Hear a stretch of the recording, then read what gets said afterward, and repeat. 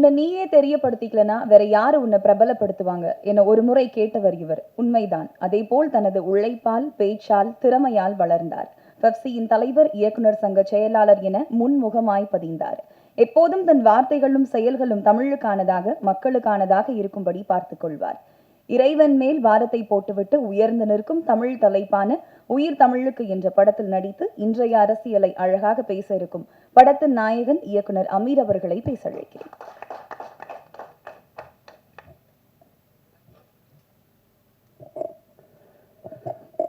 அரங்கத்தில் இருக்கும் அனைவருக்கும் இறைவன் புறத்திலிருந்து சாந்தியும் சமாதானமும் உண்டாகட்டும். என்னுடைய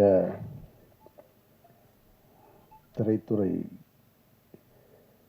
அனுபவம் தொடங்கிய காலகட்டத்திலிருந்து, அரசியல் பேசிய காலகட்டத்திலிருந்து நான் சந்தித்திராத ஒரு புதிய மேடை இது. எனக்கு ஒரு புது அனுபவம் இந்த மேடை. படம் பற்றி பேசுகிறதா, நடந்துட்டுருக்கிற பிரச்சனை பற்றி பேசுகிறதா, இந்த இக்கட்டான சூழலில் என் மீது பேரன்பு கொண்டு இந்த விழாவுக்கு வந்திருக்க என்னுடைய நட்புகளை பற்றி பேசுவதா அப்படின்னு எனக்கே ஒரு பெரிய குழப்பம்தான் இருக்குது. இப்போ வரைக்கும் இந்த செகண்ட் வரைக்கும் பிளாங்காக தான் இருக்கேன். என்ன பேச போகிறோம்னு ஒன்று மட்டும் தெளிவாக தெரியுது. நான் யார் அப்படின்னு இப்போ நான் நானே யோசிச்சுக்கிட்டே இருந்தால், ராமாயணத்தில் வருகின்ற சீதையும் நானும் கிட்டத்தட்ட உடன் பிறந்தார்கள் போல. அவர் அக்கினியில் மிதந்து தன்னுடைய கற்பை நிரூபித்தார். அவராவது ஒரு முறை நிரூபித்தார். நான் வார வாரம் நிரூபித்துக் கொண்டே இருக்கிறேன்.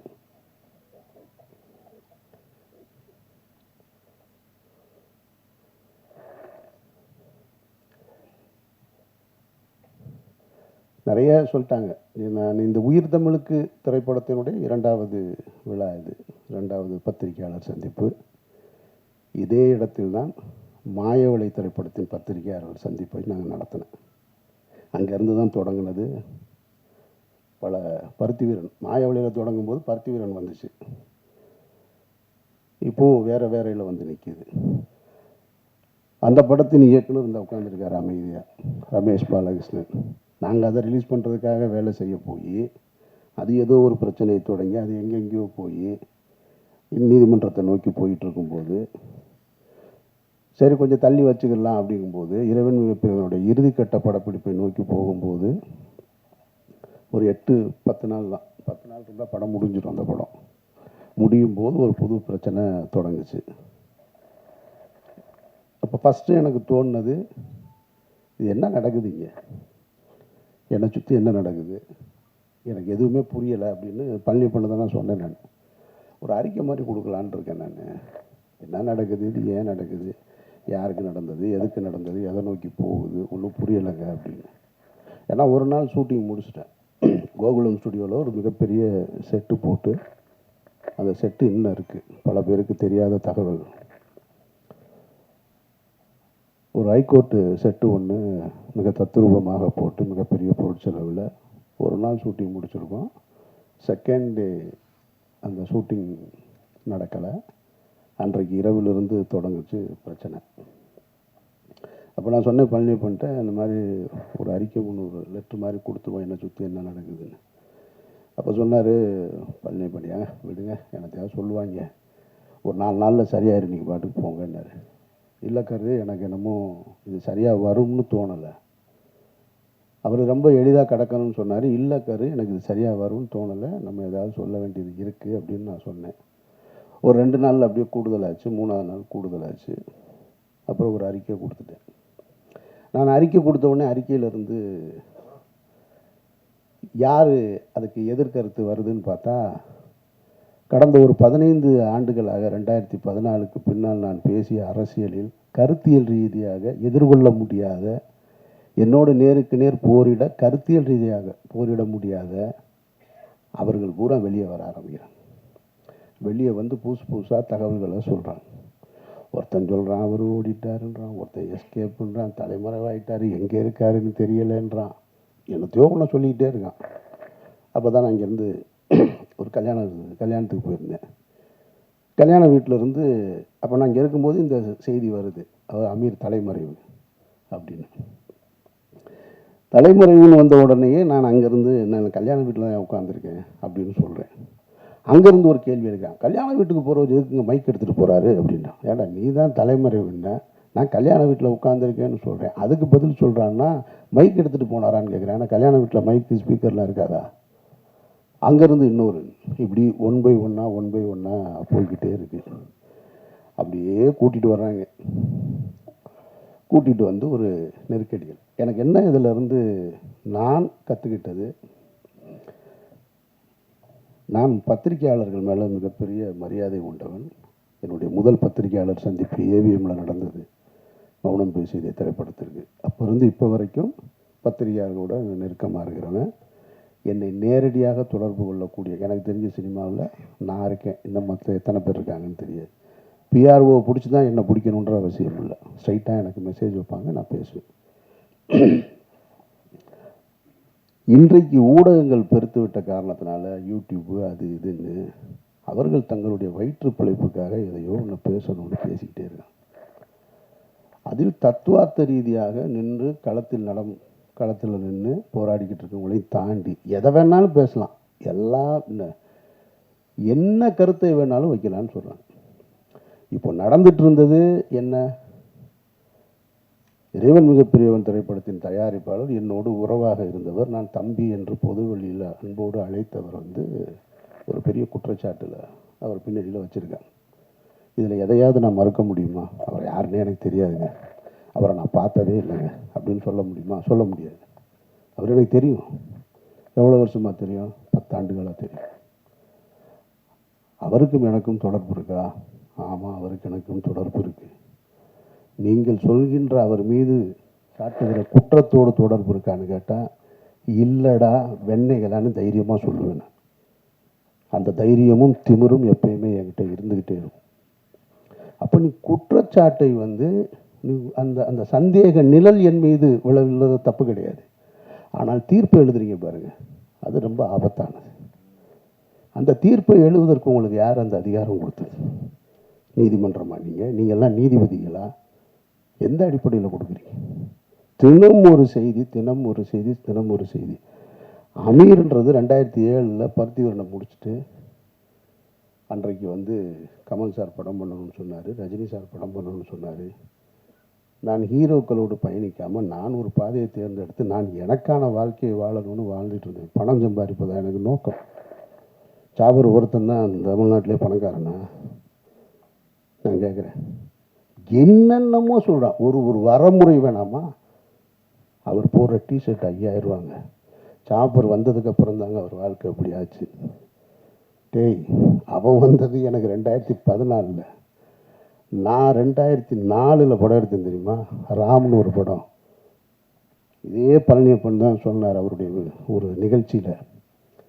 எனக்கு தெரிஞ்சு தமிழ்நாட்டில் யாரும் செய்ய மாட்டாங்க. விரும்மாண்டி படம் திரைப்படத்தை பார்க்கறதுக்காக ராம் ஷூட்டிங்கை நிறுத்திட்டு கீழே மதுரை அம்பியா தேட்டரில் விரும்மாண்டி படத்தை பார்த்துட்டு போய் 2 லட்ச ரூபா செலவு பண்ணுவேன் நான். என்னை பற்றி என்ன தெரியும் உங்களுக்கு? அவர் வந்த நம்ம திரைத்துறைக்கு வந்திருக்கோம். திரைத்துறைக்கு வந்தவுடனே என்ன செய்வோம்? தொடக்க காலகட்டத்தில் எப்படி கஷ்டப்பட்டோம் அவர் சொன்னார் இல்லையா? அதுபோல் நான் சென்னையில் எக்மோரில் படுத்திருந்தோம், நானும் பாலாவும். அங்கே கஷ்டப்பட்டோம், இங்கே கஷ்டப்பட்டோன்னொடனே இவங்க நினச்சிட்டாங்க பஞ்சம் பிழைக்க வந்தவங்கன்னு. பஞ்சம் பிழைக்க வந்தவர்கள் இல்லை, சினிமாவின் மீது ஏற்பட்ட விருப்பத்தினால் வீட்டில் காசு வாங்காமல் சுயமரியாதையோடு ஓடி வந்தவங்க நாங்கள். இதை பலமுறை சொல்கிறேன். பலமுறை சொன்ன உடனே நான் ஒரு நேர்காணலில் சொல்கிறேன், இல்லைங்க இந்த மாதிரி இருக்குது, இல்லை அவரோட நீங்கள் இங்கே தொடர்பு இருக்குது. ஆமாம் இருக்குது. உங்களுக்கு எப்படி வருமானம் வருதுன்னா, இவங்க என்ன இன்கம் டேக்ஸ் ஆஃபீஸரா? இடி டிபார்ட்மெண்ட் ஆவீங்க, இவங்களுக்கு நான் வருமானத்தையும் சொல்லணுமா? இது என்ன நியாயம் இருக்குது? ஒருத்தர் குற்றவாளி, குற்றம் சாட்டப்பட்டவர், அவரோட நீங்கள் தொடர்பில் இருந்திருக்கீங்க, உங்களுக்கு அவருக்கு என்ன இருக்குது அப்படின்னு கேட்டால் பதில் சொல்ல போகிறோம், அவ்வளோதான். நான் என் கூட பிறந்த அண்ணன் இன்னைக்கு கான்ட்ராக்டராக இருக்கார், ஒரு அண்ணன் லாயராக இருக்கார். அவர்கள் சொத்து வாங்கினா கூட நீங்கள் எப்படி வாங்கினேன்னு போய் கேட்பேன் நான். எங்கள் அண்ணன் கான்ட்ராக்ட்னா என்ன கான்ட்ராக்ட்னு கேட்டால் இப்போ அவர் என்ன டெண்டர் எடுத்திருக்காருன்னு கேட்டால் எனக்கு தெரியாது. இன்னொருத்தருடைய விஷயத்தை தெரிஞ்சுக்க வேண்டிய அவசியம் எனக்கு எங்கே இருக்குது? அது எது தேவையா எனக்கு? பழனியப்பன் சொன்ன மாதிரி நானும் அவரும் ஜனாவும் பேசியிருக்கோம். எதையாவது பேசியிருக்கோமா? நீங்கள் என்ன பண்ணுறீங்க, நீங்கள் என்ன பண்ணுறீங்க, அதெல்லாம் எங்கள் வேலை கிடையாது. நான் எப்படி இருக்கிறேன்? நான் ஒரு இறை நம்பிக்கையோடு இருக்கேன். அவர் ஒரு பெரியாரிஸ்டாக இருக்கார். ஜனநாதன் ஒரு கம்யூனிஸ்டாக இருக்கார். 3 பேரும் ஒன்றா இருந்தோம். என்றைக்காவது வேறு ஏதாவது நாங்கள் கருத்துக்களை பேசியிருக்கோமா? பணம் எப்படி சம்பாதிக்கிறேன்னு? பணம் சம்பாதிக்கிறதுக்காக வரல. நான் பணம் சம்பாதிக்கிறதுக்கு நான் வரலை. என் வாழ்க்கையை என் விருப்பம் போல் வாழணும்னு இந்த நிமிஷம் வரைக்கும் நான் ஆசைப்பட்டுக்கிட்டு இருக்கேன். இப்போ சொன்னாங்க பாருங்கள், இந்த படத்துக்கு பின்னாடி நான் நிறையா படம் பண்ணுவேன் அது இதுன்னு. நான் இப்பவும் சொல்கிறேன், நான் இந்த படத்தை நம்பி இல்லை, உயிர் தமிழுக்கு நம்பி இல்லை, மாயவளையை நம்பி இல்லை, இறைவன் மிகப்பெரியவனை நம்பி இல்லை, சந்தனத்தேவனை நம்பி இல்லை. நான் ஒரு மனிதனாக வாழணும்னு ஆசைப்பட்டு என்னுடைய கடைசி காலம் வரைக்கும் நான் விரும்பிய வாழ்க்கையை வாழணும்னு ஆசைப்பட்றேன். என் வாழ்க்கையை நான் அப்படி தான் பயணிக்கிறேன் நினைக்கிறேன். சினிமாக்காரனாக பயணிக்கணும், பெரிய தொழிலதிபராக வாழணும், கார் வாங்கணும், பங்களா வாங்கணும், ஒரு நாளும் ஆசைப்பட்டதில்லை. சிக்கலான காலகட்டத்தில் இப்போ நீங்கள் எல்லாம் சொல்லியிருப்பாங்க, அவருக்கு ஒருத்தன் சொல்கிறான் 10 ஆண்டுகளாக அவருடைய குடும்ப செலவு பூரா அவர் தான் பார்த்துக்கிறார், ஒருத்தன் ஆஃபீஸ் அவர் தான் ரன் பண்ணுறாங்க, என்னென்னமோ சொல்கிறேன். இந்த இருக்கான் எங்கள் அண்ணன் இந்த கூட்டத்துக்குள்ளே எங்கேயோ உட்காந்துருக்கான். அவன் கேட்குறான், இல்லையா கடந்த 10 நாளில் நான் என்ன செஞ்சிட்ருக்கேன் தெரியுங்களா? டெல்லி விசாரணை, என்சிபி விசாரணை, இடி விசாரணை, இதுக்கு நடுவுலலாம் தினம் ஏதாவது ஒரு கடைக்கு போய் பர்ச்சேஸ் பண்ணிக்கிட்டே இருக்கேன். ஒரு 4 ஜீன்ஸ் வாங்க, 4 சட்டை வாங்க, 4 ஜீன்ஸ் வாங்க, சட்டை வாங்க. அவன் கேட்டான், என்ன சார் டெய்லி போகிறீங்க, ஏதாவது வாங்கிட்டு வர்றீங்க, என்ன பண்ணுறதுன்னு தெரில. குடிக்கிற பழக்கம் இருந்தால் குடிக்கலாம், இல்லை வேறு எங்கேயாவது ஒரு அவுட்லெட் இருந்தால் அங்கே போகலாம். ஒன்றும் கிடையாது. நான் போகிறேன் வாங்குறேன் வர்றேன். இன்னொருத்தரை நம்பி, இன்னொருத்தருடைய பணத்தை நம்பி, அதுவும் குற்ற பின்னணியோடு இருக்கிறவரோட நம்பி வாழ வேண்டிய நிர்பந்தம் எனக்கு ஏற்படும். நான் அப்படி ஒரு வாழ்க்கையை வாழணும்னு விரும்பவும் இல்லை. இதையெல்லாம் உங்ககிட்ட சொல்லி நான் நிரபராதி, என்னை நீங்கள் நம்புங்க அப்படின்றதுக்காகவும் சொல்லலை. நான் யாருடைய பொருத்தத்தையும் விரும்பி வாழலை, என்னுடைய இறைவனுடைய பொருத்தத்தை விரும்பி தான் வாழ்கிறேன். ஒரு உண்மையான மனிதர்களுக்கு கஷ்டம் ஏற்படும் போது எல்லாரும் என்ன நினைப்பாங்க தெரியுமா? எனக்கு மட்டும் ஏன் இப்படி நடக்குது அப்படின்னு கேட்டால் அவன் அவநம்பிக்கையாளன். எனக்கு ஏன் நடந்ததுன்னு நின்று யோசிக்கிறான் பாருங்க, அவன் தான் இறை நம்பிக்கையாளன். நான் இறை நம்பிக்கையாளன், நான் அவநம்பிக்கையாளன் இல்லை. எனக்கு இது ஏன் நடந்துச்சுன்னு தான் நின்று யோசிக்கிறேன். நான் எந்த இடத்துல தவறுன்னு, எந்த இடத்துல நான் இந்த தடம் மாற ஒரு சூழல் வந்தது, ஏன் இந்த இந்த குற்றப்பின்னணியோட சந்தேக நிழல் என் மேலே விழுகுது, அப்படி தான் நான் பார்த்துட்டு. அதனால் நான் என்னை இங்கிருந்து இன்னும் சரி செய்து கொள்ள வேண்டிய பொறுப்பு இருக்குது. அதனால் நிறைய நான் அதை நோக்கி தான் பயணிக்கிறேனே தவிர மற்றபடி எதுவுமே என் மைண்டில் கிடையாது. அப்புறம் இந்த யூடியூப்பில் நான் பார்த்த விஷயங்களை பார்க்கும்போது எனக்கு என்னென்னா, கொஞ்ச நாளைக்கு இதை பார்க்காம இருக்கிறது நிம்மதியாக இருக்குன்ட்டு. ஒருத்தன் கூட உண்மை பேசலைங்க, அதுதான் பெரிய கொடுமை. சொல்கிறது பூரா பொய் பொய் பொய் பொய், அவ்வளவுமா பொய். ஏதாவது 1-2 ஒருத்தன் சொன்னான், எனக்கு சோர்ஸ் டெல்லியிலேருந்து வந்துருச்சுன்னா.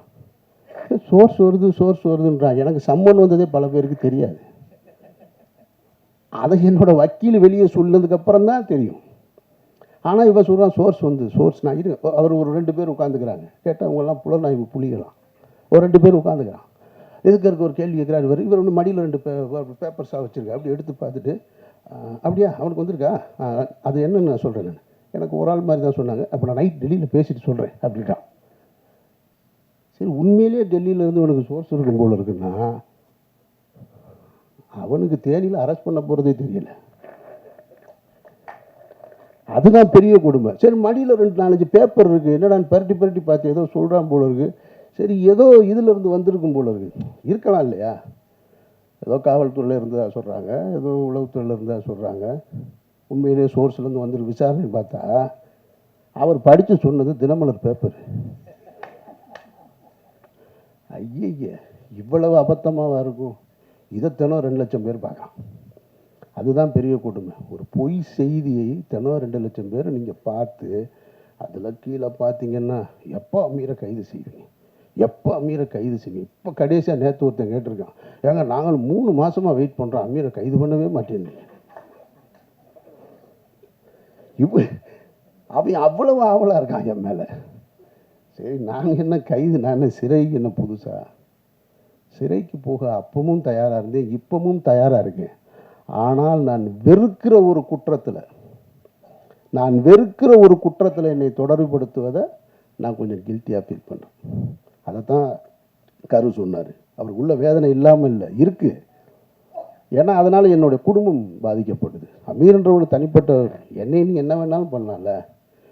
ஒரு குற்றத்தை சுமத்தும் பொழுது ஒரு தன்னுடைய மகளுக்கு திருமணத்தை ஏற்படுத்திட்டு இருக்கிற வயசில் ஒரு பெரியவர்னு வச்சுங்களேன், ஒரு கஷ்ட காலம், அவர் தன்னுடைய மகளுடைய திருமணத்தை வந்து போராடி கொண்டு வந்து ஒரு இடத்துல நிறுத்துறாரு. அப்போ போய் பஸ்ஸில் பயணிக்கும் பொழுது ஒரு 14 வயசுக்குள்ள இடுப்பை கிள்ளி விட்டாருன்னு ஒரு குற்றச்சாட்டு வச்சா அவர் எவ்வளோ அவமானமாக இருக்கும். அந்த திருமணம் எவ்வளோ பெரிய தடைப்படும். அந்த மாதிரியான ஒரு சூழலில் தான் நான் வெறுக்கிற ஒரு குற்றம் சமூகத்தை சீரழிக்கிறதுன்றது போதை. நான் வெறுக்கிறேன் அதை. தருங்க இங்கே ஒரு அஸ்டன் நிற்கிறான், அந்த ஒரு அஸ்டன் நிற்கிறான், சிகரெட்டு குடித்தாலே ஆஃபீஸுக்குள்ளே உள்ளே விட மாட்டேன். ஜனாவும் கருவும் சிகரெட்டு குடிக்கணும்னா நாங்கள் மாடிக்கு போய் கீழே போய் குடிச்சிட்டு வரோம்னு சொல்லுவாங்க. அவங்க 2 பேருக்கு நான் என்ன ஆசானா? அதெல்லாம் கிடையாது. அந்த வாடை பிடிக்காது. எப்போவாவது நான் டென்ஷன் ஆகுது அப்படின்னு சொல்லிட்டு ஒரு சிகரெட்டை எடுத்தேன்னா அவர்கிட்ட கேட்டேன்னா அவர் தள்ளி விட்டு போயிடுவார். அப்படி நான் வெறுக்கிற ஒரு விஷயத்தில் என்னை கொண்டு வந்து தொடர்புபடுத்தும் போது அது என்ன மட்டுமா பாதிச்சிச்சு? என்னுடைய குடும்பத்தை பாதிக்குது. என்னுடைய மகள் வேலைக்கு போகிற இடத்துல பாதிக்குது. அங்கே ஒருத்தன் கேள்வி கேட்குறான். என்னுடைய மகன் கல்லூரிக்கு போகும்போது பாதிக்குது. என்னை நீங்கள் சந்தேகமே படாதீங்கன்னு நான் சொல்லலை. சந்தேகப்படுங்க, விசாரிங்க, நல்லா கேளுங்க. ஆனால் தீர்ப்பு எழுதாதீங்க. தீர்ப்பு எழுதுகிற அதிகாரம் உங்களுக்கு யாருக்குமே கொடுக்குறது. அதுக்கு இந்த நாட்டில் நீதிமன்றம் இருக்குது, எல்லாமே இருக்குது. கடுமையான விசாரணைகளை சந்திச்சுட்டு தான் நான் வந்து நிற்கிறேன். என்னுடைய இத்தனை ஆண்டு வாழ்க்கையில் நான் சந்திக்க ஒரு புது அனுபவம். டெல்லியில் 12 மணி நேரமாக இருக்கட்டும், டெல்லி வீதிகளில் நானும் வந்து அவன் எங்கள் அண்ணன் டாக்டருக்கு முடிச்சிருக்கான். அவன் யதார்த்தமாக லாங்குவேஜ் படிக்கிறக்காக வந்தவனுக்கு கிட்டத்தட்ட 3 மாதமாக புது அனுபவம். இப்போ என்சிபி, இடி, என்ஐஏ எல்லா டீட்டெயிலும் தெரியும் அவனுக்கு. என் கூட 70 நாளாக வந்தான் இருக்கான். டெல்லி வீதிகளில் நாங்கள் 2 பேரும் நடந்து போயிட்டு திரும்ப அந்த விசாரணையை முடிச்சுட்டு, அவங்கள பொறுத்த மட்டும் அந்த அதிகாரிகள் என்னுடைய விசாரணை நடத்துனதை பொறுத்த மட்டும், என்னை பொறுத்த மட்டும் ரொம்ப நேர்மையாக தான் நடத்தினாங்க. நான் இந்த இடத்துல அதை சொல்லியே ஆகணும். இது அரசியல் அழுத்தம் இருக்குது, அரசியல் அழுத்தம் இல்லை அப்படின்றதெல்லாம் தாண்டி என்னிடம் அவர்கள் மிக கண்ணியமாக தான் நடந்து கொண்டாங்க. கொஞ்சம் கூடுதலாக இருக்குது. நான் மனசு வலிக்கிறது மாதிரியான கேள்விகளை கேட்டாங்களான்னா நிச்சயமாக கேட்டேன். ஒரு இடத்துல கலங்கி போய் நின்னேனா அப்படின்னு கேட்டால் கலங்கி போய் நின்னேன். ஆனால் அது அவர்களுக்கு என்னை காயப்படுத்தணுன்ற நோக்கம் கிடையாது. அதை நான் அவங்ககிட்ட வெளியே வந்து சொன்னேன். நான் டிஸ்டர்ப் ஆனேன்னா ஆமாம் டிஸ்டர்ப் ஆனேன். நான் வேதனைப்பட்டேனா ஆமாம் வேதனைப்பட்டேன். நான் சஃபர் ஆனேன்னா ஆமாம் பட்டேன். ஆனால் அவங்களுடைய டியூட்டி அது, அவர்களுடைய வழக்கமான டியூட்டி. அப்போ எப்படி தான் குற்றவாளியை கண்டுபிடிப்பாங்க? என்னை மாதிரி ஒரு ஆள் போனவுடனே என்கிட்ட இலகுவாக நடந்துக்கிட்டா நான் குற்றத்தில் தொடர்பு இருக்கா இல்லைன்னு எப்படி கண்டுபிடிக்க முடியும்? அதனால் அவங்க டியூட்டியை தான் செஞ்சாங்க. விசாரணை முடிவுலையும் அதை தான் சொன்னாங்க. பர்சனலாக எந்த இதுவும் கிடையாது, எங்கள் டியூட்டியும் செஞ்சோம். அந்த வகையில் என்சிபி ஆஃபீஸர்ஸ் எங்கிட்ட கண்ணியமாக நடந்துக்கிட்டாங்க. இடி ரைடு அந்த ரைடு கதையை கேட்டிங்கன்னா, வீட்டில் ரம்ஜானுக்கு எல்லோரும் ஊருக்கு போயாச்சு. இதை நீங்கள் தெரிஞ்சுங்க. இப்போ ஊடகங்கள் பத்திரிகையாளர்களுக்கு இருக்க வேண்டிய இதையும் மற்ற எல்லாரும் தெரிஞ்சுக்கணும். இதை சொல்கிறேன். எவர்களுக்குமே உண்மையான ரீசன் தெரியாதுங்க. அதுதான் உண்மை. நான் சொல்கிறேன். நான் இந்த வழக்கில் தொடர்புடையவனாக இருக்கிறதுனால சொல்கிறேன். அதிகாரிகளை தவிர வேறு யாருக்குமே தெரியாது. வேறு எவன் சொன்னாலும் நம்பாதீங்க. இதுதான் நிஜம். நான் சொல்கிறது உண்மை. இதை கன்ஃபெஷனாக வச்சுக்கோங்க. ஏன்னா எனக்கு முதல் சம்மன் வந்தது பாருங்கள், அதுவே யாருக்கும் தெரியாது. அது ஒரு வக்கீல் வெளியே போய் சொன்னதுனால தான் தெரியும். உடனே இவங்க என்ன பண்ணுறாங்கன்னா, அமீர் வந்து ரமலான் முடித்து விட்டு வருவதாக என்சிபி அதிகாரிகளிடம் வந்து சொன்னார், இந்த நேரத்தில் என்னை விசாரிக்க வேணான்னு கேட்டாருன்னு இதெல்லாம் தலைப்பு செய்தியாக ஓடுதுங்க. அப்போ இந்த மக்களுக்கு எது செய்தி? அப்போ உண்மையே செய்தியாக வராதா? நான் கேட்காத ஒன்று. 2ஆம் தேதி எனக்கு ஃபஸ்ட்டு சம்மன். அப்படி ஒன்று நான் கேட்கவே இல்லை. நான் 2ஆம் தேதி போயிட்டேன், டெல்லி போயிட்டேன். காலையில் முதல் நாளாக நாங்கள் போய் உட்கார்ந்தோம். ஒரு 12 மணி நேரம் விசாரணை முடிச்சு வந்தாச்சு. அப்போவே எனக்கு அடுத்து சம்மனுக்கான ஒரு திட்டம் இருந்தது. அதுவும் யாருக்கும் தெரியாது. ஆனால் இவங்களுக்கு தெரியவே தெரியாது. நான் அந்த காலகட்டத்தில் தான் அவங்க கேட்ட டீட்டெயில்ஸு, டாக்குமெண்ட்ஸு இதை பூரா எடுத்து எல்லாத்தையும் கொண்டு வந்து ரெடி பண்ணி வச்சிட்ருக்கேன். வச்சுட்டு ஒரு 3:30 மணி இருக்கும், 3:30 4 மணி. 4 மணிக்கு போய் வீட்டில் நான் அவனும் தான் படுக்கிறோம். வீட்டில் யாருமே இல்லை, ஃபேமிலி எல்லாம் ஊருக்கு போயிட்டாங்க ரம்ஜான் கொண்டாடுறதுக்கு. படுத்தா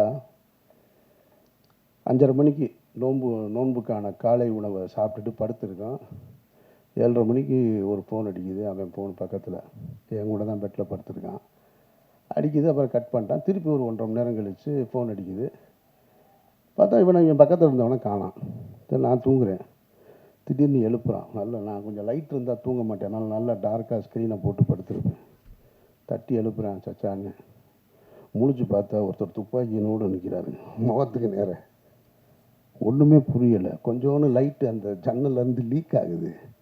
அதில் பார்த்தா ஒருத்தர் துப்பாக்கியோடு நிற்கிறார், 2 பேர்.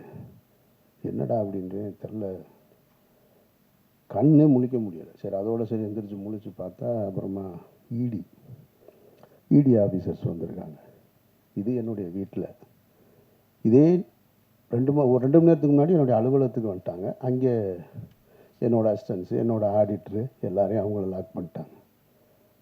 அப்புறம் இடி ஆஃபீஸர் வந்தாங்க. அவங்க வந்து தன்னை அறிமுகப்படுத்திக்கிட்டாங்க என்கிட்ட. நான் தான் இடி டைரக்டர்னு. ஒரு லேடி ரொம்ப கண்ணியமாக நடந்துக்கிட்டாங்க, ரொம்ப மரியாதையாக நடந்துக்கிட்டாங்க. நான் முகத்தை கழுவிட்டு வர்றேங்கன்னு முகத்தை கழுவிட்டு வந்து உட்காந்து அவரோட பேசிக்கிட்டு அன்றைக்கு 12 மணி வரைக்கும் அன்றைக்கும் போச்சு. அன்றைக்கும் விசாரணை முடிச்சுட்டு நான் இங்கேருந்து மதுரை போயிட்டேன். மதுரை போய் ரமலான் ப்ரேயரை முடிச்சுட்டு அங்கேருந்து அதுக்கப்புறமா திரும்ப ஓட்டு போட போனேன். அப்போ தான் பத்திரிகையாளர்கள் முறையாக சந்திக்கக்கூடிய சூழல் ஏற்பட்டது. அதுக்கு பின்னால் இப்போ வரைக்கும் நான் சொல்கிறேன். இதை ஏன் சொல்கிறேன்னா, இதன் பிறகும் எனக்கு ஒரு சம்மன் வந்திருக்கு. இந்த புலனாய்வு புலிகள்லாம் எங்கே போனாங்கன்னு தெரியல. நீ உண்மையிலே சோர்ஸ் உனக்கு சொல்லுதுன்னா, உனக்கு உண்மையிலே செய்தி வந்திருக்குன்னா, எனக்கு சம்மன் வந்தது ஏன் யாருக்குமே தெரியலை. நான் பர்பஸாக சொல்லவே இல்லை. என்ன தான் நடக்குதுன்னு பார்ப்போம். எவன் தான் கண்டுபிடிச்சி சொல்கிறான்னு பார்ப்போம். ஒருத்தர் சொல்லணும்ல, ஆமாம் அன்றைக்கி வந்திருக்குன்னு. அந்த சம்மனுக்கும் போய் 10.5 மணி நேரம் நான் விசாரணை முடிச்சுட்டு தான் இங்கே வந்திருக்கேன். அப்படின்னா இதில் எதுவுமே உண்மை இல்லை. அவர்கள் கடமையை செய்கிறாங்க. நான் முதல் நாள்லேருந்து ஒத்துழைக்கிறேன். டே 1லேருந்து இவ்வளோ பெரிய சிக்கலான சூழல் என்னை ஏற்படும் போது நண்பர்களுடைய ஆறுதல் இருக்குது, நண்பர்களுடைய ஆலோசனை இருக்குது. குடும்பத்தில் இருக்கவங்க சொல்லுவாங்க, எங்கேயாவது வெளியூர் போயிடும், அங்கே போயிடுன்னு. டே 1லேருந்து என்னோடய ஆஃபீஸில் தான் இருக்கேன். நான் இங்கே தான் இருப்பேன். இந்த வழக்கு முடிகிற வரைக்கும் நான் இங்கே தான் இருப்பேன். இந்த வழக்கை முடிச்சுட்டு தான் நான் வெளியில் வருவேன். நான் என்கிட்ட என்ன இருக்குது எடுத்துகிட்டு போகிறதுக்கு? என்கிட்ட ஒன்றும் இல்லை. நான் நேர்மையும் உண்மையுமா இருக்கேன். என்ன உங்களால் எதிர்கொள்ள முடியலை, என்னுடைய கேள்விக்கு உங்ககிட்ட பதில் இல்லை. நான் எடுத்து முன் வைக்கிறதுக்கு. அதனால் நீங்கள் என்னை குற்றவாளியாக்க ட்ரை பண்ணிக்கிட்டே இருக்கீங்க. நீங்கள் குற்றவாளி ஆக்கிட்டால் உடனே நான் குற்றவாளி ஆயிடுவேனா? பட் நான் தாங்கிக்கிறேன். வீட்டில் தாங்கலை, மகளுக்கும் மகனுக்கும் ஒரு அழுத்தம் ஏற்பட்டது. ஆனால் அதையும் தாண்டி எனக்கு முதல் ஆளாக எனக்கு ஆறுதலாக இருந்தது என்னுடைய குடும்பத்தார் தான், என்னுடைய 2 பெண் பிள்ளைகள் தான்.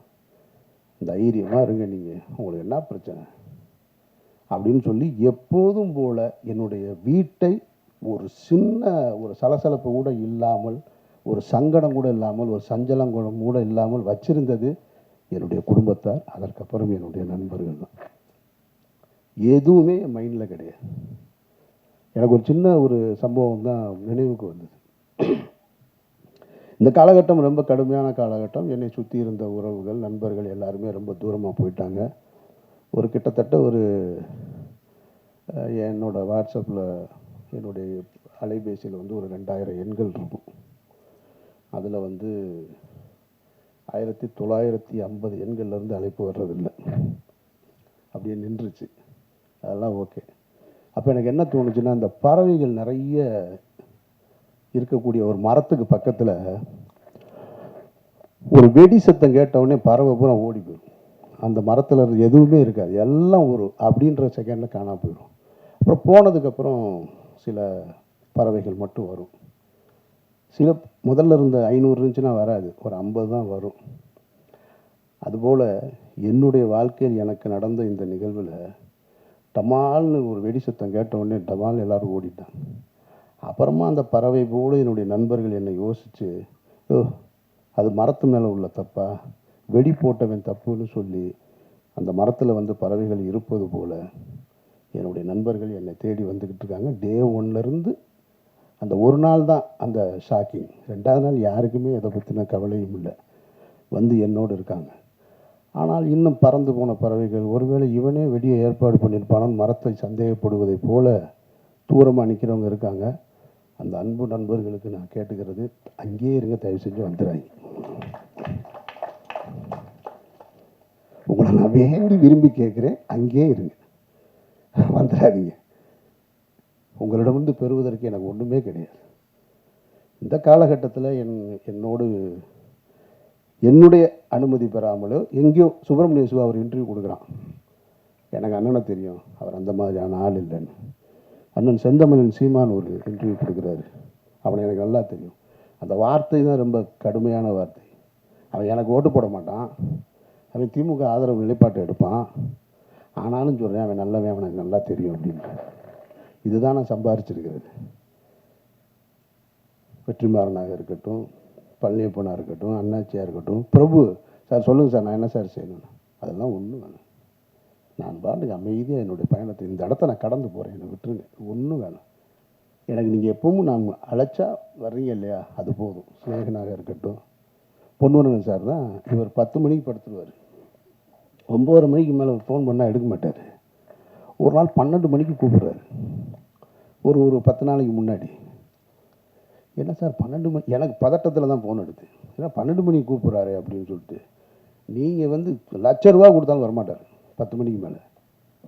என்ன சார், இல்லை படுத்தேன், தூக்கமே வரல, எனக்கு உங்களை பற்றின நினைவாகவே இருக்குது, இவ்வளவு பிரச்சனைகள் எப்படி நீங்கள் அப்படின்னாரு. சார் நீங்கள் ஏன் சார் அதை நினச்சிக்கிட்டு 12 மணி வரைக்கும் தூங்காமல் இருக்கீங்க, தூங்குங்க சார் அப்படின்னு சொல்கிறேன். சரி நீங்கள் என்ன செய்றீங்க, எங்கே இருக்கீங்கன்னாரு. நான் திருநெல்வேலிக்கு ஒரு கல்யாணத்துக்கு போயிட்டுருக்கேன் சார்னு. ஓ ஒன்றே நினச்சி நான் தூங்காமல் இருக்கேன், நீ கல்யாணத்துக்கு போயிருக்கு, வேறு என்ன சார் செய்ய சொல்கிறீங்க. ஒரு நண்பர் ரொம்ப விரும்பி கூப்பிட்றாரு, நான் பாட்டுக்கு போயிட்டு வருவோம் பெண்ணை, நான் காரில் கல்யாணத்துக்கு போயிட்டுருந்தேன்.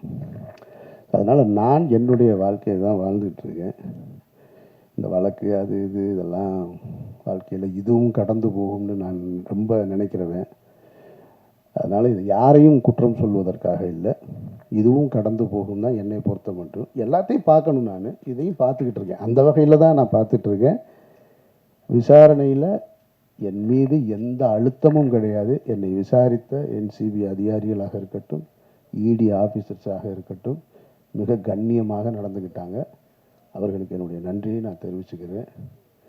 மற்றபடி இந்த படத்தை பற்றி சொல்லணும்னா, இன்றைக்கி காலையில் ஒரு விமர்சனம் பார்த்தேன், ஒரு முக்கியமான ஒரு யூடியூபருடைய விமர்சனம் ஒரு திரைப்படத்தை பற்றி. அதில் ஒரு வரி சொன்னார் அவர், இந்த படத்தை வந்து நாங்கள் இது பெரிய கலைநயத்தோடு இருக்கோம், இது பெரிய காவியமாக இருக்கும்னு நினச்சிலாம் நாங்கள் உள்ளே வரல, போனால் 4 இடத்துல சிரிச்சுட்டு வரலான்னு நம்பித்தான் வந்தேன், கடைசியில் அதை கூட ஏமாற்றி விட்டாங்க அவங்க அப்படின்னு ஒரு வரி. அந்த வரி எனக்கு ரொம்ப பிடிச்சிருந்தது. அதனால் இந்த படமும் பெரிய கலைநயத்தோடு இருக்கும், காவியத்தோடு இருக்கும்லாம் வர வேணாம் நீங்கள், ஆனால் 4 இடம் சிரிக்கலான்ற நம்பிக்கையோடு வாங்க, அதுக்கு இந்த படம் உத்தரவாதமாக இருக்குது. இப்பவும் இந்த மாதிரியான ஒரு சூழலில், அதுதான் ரொம்ப முக்கியமாக நான் நன்றி சொல்ல வேண்டியது இருக்குது. இந்த மாதிரியான ஒரு சூழலில் என்னோடு உறவு கொண்ட, என் மீது நம்பிக்கை வைத்து என் மீது அன்பு கொண்ட நண்பர்கள் என் கூட நிற்கிறது போல், இவ்வளவு ஒரு சிக்கலான காலகட்டத்தில் இந்த திரைப்படத்தை வந்து திரையரங்கி கொண்டு வருவதற்காக முழு முயற்சி எடுத்த ஆதம்பாவாவிற்கு என்னுடைய நன்றி. ஏன்னா என்னுடைய மாயவளை வருமா இல்லையான்னு எனக்கே தெரியலை இன்னும்.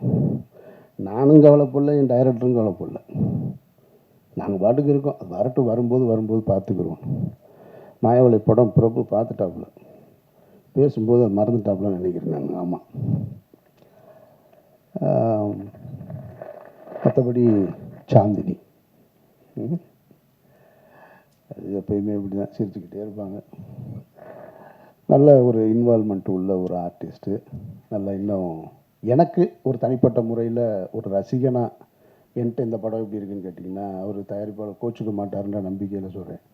நான் ராம் திரைப்படத்தை எடுத்துட்டு அந்த திரைப்படத்தை அன்னைக்கு இருக்கக்கூடிய மிகப்பெரிய ஒரு விமர்சகர் வந்து ஒரு தொலைக்காட்சி பேர் சொல்லலை, நீங்கள் யூகம் பண்ணி கண்டுபிடிச்சிருவீங்க. அவர் பண்ணுவார், ஒரு டிவியில் வந்து பண்ணிகிட்டு இருக்கும்போது ராம் திரைப்படத்தை என்கிட்ட, அதாவது படங்கள் வந்து முதல் வாரம் விமர்சனம் பண்ணால் தான் அதுக்கு பேர் விமர்சனம். என் படத்தை 5ஆவது வாரத்துக்கு விமர்சனத்துக்கு கூப்பிட்டு போகிறார். நானும் சரி அவர் மேலே இருக்கிற மரியாதையில் பெரிய பத்திரிகையாளர், பெரிய தொலைக்காட்சின்னு அவரை நம்பி போகிறேன். அவர் என்னை வந்து அவருடைய அறிவை பூரா என் மீது திணிக்கிறார், தன்னுடைய புத்திசாலித்தனத்தை எல்லாம். இந்த படத்தை நீங்கள் வந்து அது ஒரு ஆல்பர்ட் தேட்டரில் வச்சு அப்படி நான் அவர் நடந்து போயிட்டே இருக்கிறோம், அந்த மாதிரி எடுத்துகிட்டு இருக்காரு. அவர் கேட்குறாரு, நான் பதறி போய் பதில் சொல்வேன்னு அவர் நினைக்கிறாரு. இந்த படத்தில் இந்த இடத்த தப்பு பண்ணியிருக்கோம், இப்போ சரியாக பண்ணியிருக்கோம், அந்த மாதிரி எதுவும் உங்களுக்கு தோணுதான்னாரு. சார் தப்பாக தான் சார் பண்ணியிருக்கேன், இது என்ன தோணுதான்னு வேறு கேட்குறீங்கன்னு. அவர் ஒன்று இல்லை ரெக்கார்ட் ஆகிக்கிட்டு இருக்கு, நீங்கள் மாற்றி சொல்லலான்னாரு. நான் ரிசல்ட்டு தான் சார் சொல்கிறேன். படம் வந்து தொண்டியில் தூக்கிட்டாங்க. ராமநாதபுரத்து பக்கத்தில் இருக்க தொண்டியில் படம் 3ஆவது வாரமே எடுத்துட்டாங்க ராமு. இவர் 5ஆவது வாரம் விமர்சனம் பண்ணிகிட்டு இருக்காரு. இனிமேல் நீங்கள் பண்ணுனா என்ன, பண்ணலைன்னா எனக்கு என்னங்க இந்த படம்னு கேட்டேன் நான். அவர் வந்து முதல் வாரம் பண்ணின படத்தை இப்போ நான் சொல்ல முடியாது, பெரிய சர்ச்சைக்குள்ளே வந்து நிற்கும். அந்த படம் ஒரு வாரத்திலே தூக்கிட்டாங்க. அந்த படத்தை தான் முதல் வாரத்துக்கு கொண்டு வர்றாரு. அவரும் ஒரு நேர்மையான விமர்சகர் அப்படின்னு அவரே சொல்லிக்கிறாங்க. அப்புறம் பருத்தி வீரனுக்கும் அதே பத்திரிகையாளர்கிட்ட தான் பருத்தி வீரனை சந்திக்கிறேன். பருத்தி வீரன்லையும் கேட்குறாரு, இந்த படம் வந்து நீங்கள் வந்து ஒரு ஆர்ட் ஃபார்மில் எடுத்து, அதாவது ஒரு ஆர்ட் பிரச்சனை என்னென்னா, என்னுடைய பெயர் பிரச்சனை உங்களுக்கு, என்னுடைய சிந்தனை பிரச்சனை உங்களுக்கு, அதுதான் பிரச்சனை. அங்கேருந்து தான் தொடங்குறாங்க. இது வந்து ஒரு ஆர்ட் ஃபார்மில் இருக்கிற மாதிரி இருக்குது, இது வந்து அப்படின்னு. சார் பக்கா கமர்ஷியல் படம் சார் இது அப்படின்னு. இல்லை அப்படி சொல்லாமா நீங்கள் அப்படின்னாரு. ஏங்க 10 பேர் சேர்ந்து கிராமத்தில் நான் ஒருத்தனை தாக்கணும்னா உடனே நினச்சான்னா தாக்கிடுவான். என் படத்தில் குஸ்தி களத்தில் சண்டை நடக்குது, ஒருத்தன் டைவ் அடித்து வர்றான், ஒருத்தன் இப்படி சுற்றி வர்றான், அப்படி சுற்றி வர்றான், இது கமர்ஷியல் படம் சார்ன்னு. அப்படி சொல்லுவீங்களா நீங்கள் என்னாரு? கமர்ஷியல் படம் எடுத்தால் கமர்ஷியல் படம் தானே சொல்ல முடியும். நானாக அதை ஆர்ட் ஃபிலிம்னு சொல்லிக்கிறதா, கிளாசிக்னு வேர்ல்டு கிளாசிக்னு சொல்லிக்கிறதா? மக்கள் சொல்லணும், நான் சொல்லி என்ன செய்ய? அதுபோல் இந்த படத்தை பார்த்து சாந்தினி காலையில் பார்த்துட்டு சூப்பராக இருக்குது, நாங்கள் அண்ணாச்சி பார்த்துட்டு நல்லா இருக்கிறாங்க, நீங்கள் சொல்லி என்ன செய்ய? இந்த காசு ஏதாவது வரப்போகுது ஆதம்பாவாவுக்கு? இவங்க 2 பேரும் சொல்லிக்கிடுவாங்களா படம் சூப்பராக இருக்குன்னு? அவரும் உடனே கேட்டுட்டு சாந்தினியே சொல்லிட்டாங்க படம் நல்லா இருக்குன்னு, ஒரு ஏரியா வேணால் வாங்கிக்கிற சொல்லுங்க, அண்ணாச்சிக்கு வேணா சிட்டியை எழுதி விடு. காசு மக்கள் பார்த்து சொல்லணும். அப்போ என் பார்வையில் உயிர் தமிழுக்கு இன்னும் சரியாக வந்திருக்கணும்னு நான் ஆசைப்பட்றேன். ஆனாலும் பழனியப்பன் சொன்னது போல் இவ்வளோ காலகட்டத்துக்கு நடுவில் அந்த படத்தை வந்து சரியாக எடுத்து கொண்டு வந்து திரைக்கு கொண்டு வந்து சேர்க்குறதே பெரிய விஷயம். இதில் பணம் வருது வரலை அதெல்லாம் இல்லை இங்கே பிரச்சனை. ஒரு வேலையை எடுத்துக்கிட்டோம், அதை செஞ்சு முடித்தோன்னு இருக்குல்ல, அதில் தான் ஒரு மனிதனுக்கு வெற்றி. அந்த அடிப்படையில் நான் இந்த படத்தில் நான் ஒத்துக்கிட்டு உள்ளே வந்து நடிக்க வந்தேன். நடிகனாக என்னுடைய பங்களிப்பை செஞ்சேன். அது நல்லா இருக்குது நல்லா இல்லை, எனக்கு பிடிச்சிருக்கு பிடிக்கலை, அதெல்லாம் இல்லை, முக்கியம் இல்லை. என் வேலையை நான் சரியாக செஞ்சுருக்கேன். ஆதம்பாவா ஒரு படத்தை எடுக்கணும்னு வந்தார், உறுதியாக நின்று கடைசி வரைக்கும் அந்த படத்தை கொண்டு வந்து சேர்த்துருக்காரு. இதுவே உங்களுக்கு வெற்றி தான். பணம் அப்புறமா எப்போ வேணாலும் சம்பாரிச்சிங்க. ஸோ அந்த வகையில் இது 10ஆம் தேதி இந்த படம் திரைக்கு வருது. உங்களுடைய வாழ்த்துக்களோடும் மற்றபடி ஒன்றும் இல்லை. இதில் எதுவும் என்கிட்ட எதுவும் கேட்க வேண்டியது இருக்கா சார்? முதல்ல ஒரு ஃபோட்டோ எடுத்துக்கலாம் சார், முடிச்சுட்டு அப்புறம்